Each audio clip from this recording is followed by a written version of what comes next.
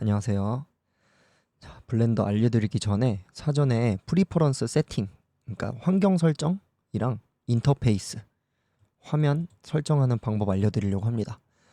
이번부터 다시 영상 올릴 건데 처음 영상 올리고 시간이 좀 지나가지고 다시 설정하는 거니까 이전에 좀 써보셨거나 설정만 간단하게 하실 분들은 제가 더보기에 이렇게 이미지 파일이랑 PDF 파일 2개 올렸거든요. 설정 이제 정리해가지고 그래서 요것만 그냥 빠르게 훅 살펴보고 이후에 나오는 영상 보시면 되고 설정을 해놓고 진행할 거니까 각 옵션이 어떤 거를 설정하는 건지 이제 설명을 할 거니까 이거 궁금하신 분들은 지금 같이 살펴보시면 됩니다. 일단 다운로드 먼저 받으시고요. 이제 같이 보면서 진행을 하죠. 이제 먼저 프리퍼런스 세팅 하는 거 한번 해보겠습니다. 먼저 여기 에딧 그 다음에 프리퍼런스는 여기 있습니다. 에딧 프리퍼런스. 자, 이렇게 하시면 프리퍼런스가 열리고 자, 먼저 인터페이스 쪽부터 한번 봅시다. 여기죠. 왼쪽에 있는 메뉴들이고요. 자, 먼저 인터페이스에서 레졸루션 스케일이라고 있네요. 이게 원래 1로 돼 있는데 이게 1로 돼 있으면 글자가 좀 많이 작아요. 그렇죠? 그래서 이거를 제 생각에는 한 1.2, 1.3 정도 맞추시는 게 딱 보시기에 편할 것 같고 자, 그 다음에 여기서 바로 아래로 내려가면은 여기 가운데쯤에 스테이터스 바라고 있습니다. 요거 한번 열어볼게요. 자, 여기 원래 이렇게 체크가 해제되어 있는데 일단 체크를 해놓고 한번 볼게요.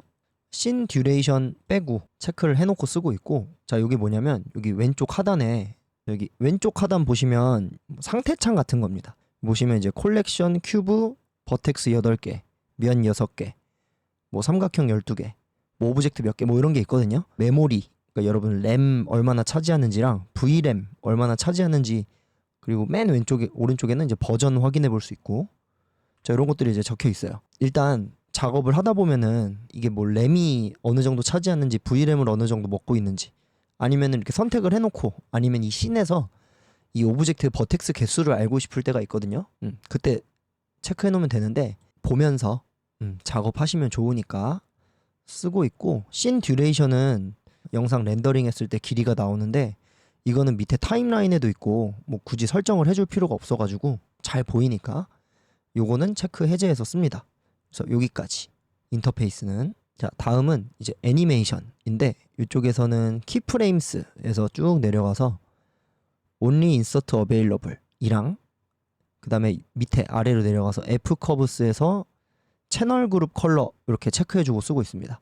자, 일단 먼저 only insert available은 뭐냐면 저희가 나중에 이제 지금은 뭐 몰라도 되는데 키프레임을 찍어서 뭐 이렇게 오브젝트를 움직이는 작업을 해요. 그때 이거를 이제 활성화하고 하는데 이 오토키잉은 키프레임이 자동으로 찍히게 하는 거거든요. 옮기고 자동으로 찍히게끔 해줘야지 좀 편하겠죠. 왜냐면 이게 자동으로 안 찍히면은 매번 키프레임을 뭐 변형시켜주고 찍고 변형시켜주고 찍고 하는데 이게 되게 귀찮단 말이에요. 이 반복 작업이. 그래서 이거를 체크하고 이제 속성을 지금 저희가 움직였죠? 속성을 움직였을 때 자동으로 찍히게끔 하는 건데 뭐 지금 블렌더를 안 들어오신 분들은 이제 무슨 소리 하는 거야 하실 텐데 편리하게 해주는 세팅이라고 생각을 하시면 됩니다.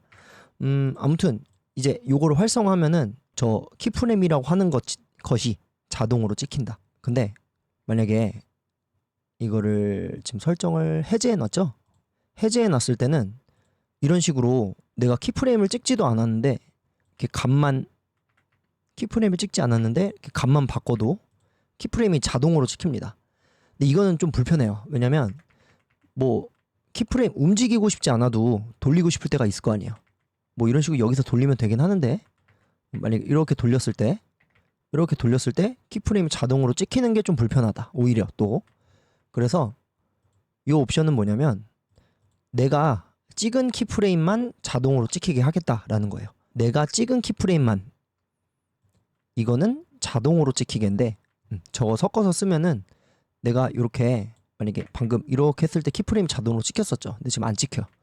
내가 직접 이렇게 딱 수동으로 찍어야지 그 이후부터는 이런 식으로 자동으로 찍히게끔 해줄 수 있는 옵션입니다. 해놓는 게 편해요. 확실히.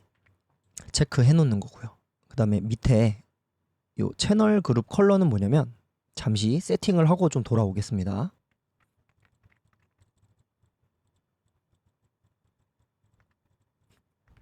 자, 이렇게 간단하게 이제 리깅이라는 거예요. 이거 리깅 본 세팅을 해봤는데 이것도 지금 뭔지 몰라도 돼요. 자, 아무튼 이거를 얘네 본들도 이렇게 움직인단 말이에요. 그래서 만약에 여기다 키프레임을 찍었어. 자, 이런 식으로 뭐 얘네가 각각 이제 본 1번, 2번입니다. 근데 여기서 이제 이렇게 전체 다 선택했을 때 이게 지금은 3개 있어서 구분하기 편하지만 이게 나중에 캐릭터 리깅 하면은 이 본이 뭐 몇십 개 된단 말이에요. 진짜로 몇십 개가. 이렇게 채널 그룹 컬러를 딱 켜주시면은 지금 방금 보셨죠? 여기 이런 식으로 그리고 옆에 요 타임라인까지 좀 구분할 수 있는 색깔이 생깁니다. 그러니까 본에 색상을 넣어 놨을 때예요. 이 본에 색상을 요 타임라인에 표시를 해주는, 좀 찾기 편하게 해주는 겁니다. 이거 몇십 개 되면은 찾기 좀 빡셀 거 아니에요, 그렇죠? 그러니까 나중에 추후에 캐릭터 리깅을 했을 때 본이 여러 개 심겼을 때 좀 잘 찾아볼 수 있게 하는 옵션이니까 체크를 해두시는 게 좋을 것 같고요. 자, 다시 돌아와서, 자, 그래서 체크 2개 해준 거 only insert available은 내가 찍은 키프레임만 찍게 해주겠다. 그 다음에 밑에 채널 그룹 컬러는 나중에 리깅 했을 때 리깅 뼈에다가 색깔을 지정했는데 그걸 타임라인에서도 보이게 하면은 좀 보기 편하잖아요, 그렇죠? 그 옵션입니다. 자, 요거는 이렇게 됐고, 자, 이번에는 여기 요쪽으로 가서 저기 지금 그림에 보면은 3D 뷰포트라고 하는 게 여기 있는 거예요. 요쪽 열어보고 쭉 내려가면은, 자, 요거 설정하는 겁니다. 이게 지금 프리퍼런스 제가 올린 이미지랑 좀 값이 다를 건데 얘네는 뭐냐면 엣지는 선이고요. 선 너비, 그리즈 펜슬 점 크기, 그냥 점 크기, 그 다음에 페이스 닷 크기, 그 다음에 그 외곽선 너비, 오브젝트 오리진 사이즈입니다. 자, 각각 이제 점, 선, 면이 버텍스, 엣지, 페이스고 오브젝트 오리진은 뭐냐면 이거예요. 이거 오브젝트의 어떻게 보면 이제 중심점. 자, 그리고 이제 에딧 모드 같은 데로 들어갔을 때 저희 모델링을 하잖아요, 그렇죠? 모델링을 할 때 여기 얘네가 점, 턴, 면, 그 다음에 페이스 닷은 뭐냐면 이거를 살짝 투명하게 봤을 때 엑스레이 요거 켜셔가지고 투명하게 봤을 때 여기 이제 면을 보여주는 요 점입니다. 면 선택할 때 좀 편하겠죠. 그래서 제가 생각했을 때 적당한 사이즈들이에요. 제가 써보니까 뭐 너무 또 오버해서 또 키워놓은 사이즈도 아니고 적당히 조금씩 늘려놓은 겁니다. 저희 아까 인터페이스에서 여기 레졸루션 스케일 조정한 것처럼 저희 이제 모델링 할 때도 얘네 오브젝트 오리진 좀 보기 편하게 설정해 놓은 거니까 뭐 2, 3, 5, 4, 3, 10 이렇게 해놨는데 뭐 알아서 해도 돼요. 근데 대신에 뭐 버텍스 사이즈랑 이 엣지 너비랑 같아가지고 막 점이랑 선 길이가 똑같아서 인지가 안 되면 좀 곤란하겠죠. 그래서 적당하게 이렇게 맞춰 놓으니까 그냥 편하더라 하는 사이즈고 여기서 조금씩 여러분들이 조정하시면 됩니다. 자, 그 다음에 이제 넘어가서요. 내비게이션 한번 가볼게요. 내비게이션에는 자, 여기 오빗 어라운드 셀렉션, 그 다음에 뎁스, 그 다음에 이게 원래 버티컬인가요? 버티컬에서 이제 허라이전탈로 바꿨고 줌 투 마우스 포지션 이렇게 바꿔놨습니다. 자, 우선 오빗 어라운드 셀렉션은 뭐냐면 저희가 이렇게 화면을 돌릴 때 선택한 거 중심으로 돌아가게 하는 거예요. 이게 편합니다. 그리고 오토 뎁스는 뭐냐면 저희가 카메라를 이런 식으로 많이 바꿀 거예요. 카메라 뷰로도 가고. 근데 이렇게 해서 이제 빠져나왔을 때 보기 편하게 유지를 시켜주는 기능이거든요. 저기 확 커졌다 확 작아졌다 하지 않게. 네, 그런 옵션. 자, 그 다음에 줌 투 마우스 포지션, 이것도 켜주는 게 좋아요. 왜냐면 줌인 줌아웃 할 때 마우스 스크롤로 줌인 줌아웃 합니다. 이런 조작법은 이제 추후에 알려드릴 거고 그냥 보시기만 하셔도 돼요. 이럴 때 마우스 위치 쪽으로 줌인 줌아웃 되는 게 좋아요. 그리고 이제 얘는 선택사항인데 타블렛으로 하다 보면은 타블렛에는 스크롤이 없잖아요. 마우스 스크롤이. 그래서 컨트롤 마우스 가운데 버튼 이 줌인 줌아웃인데 이거를 가로로 왔다 갔다, 세로로 왔다 갔다. 지금 세로는 안 했으니까 지금 잠겼죠. 가로로 하는 게 편한지 세로로 하는 게 편한지 본인이 판단하셔가지고 하시면 되고, 처음 써본다 그럼 제 설정 따라오시고, 아 나는 예전에 포토샵 쓸 때 수직으로 하는 게 편했다, 버티컬 하시면 됩니다. 그래서 저는 이렇게 해놓고 쓰겠습니다. 그래서 요게 이제 내비게이션 세팅들입니다. 키맵 넘어와서요. 이제 키맵도 요거 하나 있는데 이것도 선택사항이에요. 탭 포 파이 메뉴라는 걸 하나 체크해줬어요. 이게 뭐냐면 원래는 컨트롤 탭 해야지 이런 파이 메뉴가 나오는데 저는 그냥 탭으로 바꿔놓습니다. 저걸 체크해 놓으면은 그냥 탭을 눌렀을 때 이렇게 파이 메뉴가 바로 나와요. 반대로 이제 컨트롤 탭 눌렀을 때는 바로 에딧 모드로 들어가지죠. 그럼 정리하면 뭐야? 원래는 디폴트는 탭 누르면은 아마 바로 이런 식으로 에딧 모드로 바뀔 거예요. 근데 이거 두 개를 바꾸는 겁니다. 컨트롤 탭이랑 탭을. 근데 만약에 본인이 모델링을 주로 하고 뭐 모델러다 그러면은 그냥 탭 하나 딱 누르면은 에딧 모드로 들어가는 게 편할 수도 있어요. 그러니까 이거는 진짜 선택사항입니다. 자, 이제 마지막입니다. 시스템에서 이렇게 보면은 원래 이제 논으로 돼 있는데 이거를 하나씩 눌러보세요. 왜냐면 저는 여러분들이 어떤 장치를 쓰는지 모르니까. 자, 저는 보니까 이제 쿠다, 옵틱스 이렇게 두 개 활성화돼 있고 나머지는 노 컴패터블로 나오죠. 얘도 마찬가지고. 그러니까 지금 본인이 쓰는 컴퓨터 안에 있는 부품, 장비, 그래픽카드, 정확하게는 그래픽카드랑 호환되는 옵션이 있어요. 만약에 저는 이거 4개 다 없는데요 하면은 그 아마 노트북을 쓰고 계시거나 아니면 그래픽카드가 없는 거예요. 어쩔 수 없죠. 논으로 써야죠. 그럼 만약에 이렇게 돌려봤는데 뭐 하나가 걸려. 하나밖에 안 걸릴 겁니다. 그거 쓰시면 돼요. 엔비디아 그래픽카드, 뭐 지포스 그래픽카드는 쿠다랑 옵티엑스 두 개가 있습니다. 옵티엑스가 조금 더 빨라요. 그 다음에 HIP는 라데온, 그러니까 AMD 그래픽카드 그거. 그 다음에 원 API는 인텔 그래픽카드예요. 인텔 CPU 아니고요. 인텔 그래픽카드가 또 따로 있습니다. 아크라고. 자, 그 다음에 여기 백엔드 불칸으로 바꿔주고, 이게 지금 저희가 4.5 버전을 쓰고 있거든요. 지금 4.5 버전부터 공식적으로 오픈GL이랑 불칸을 이렇게 지원을 하고 있어요. 정확히는 이제 불칸이 추가된 거죠. 이제 컴퓨터랑 이 프로그램이랑 서로 뭐 비유를 하자면은 소통하는데 방식이 있나 봐요.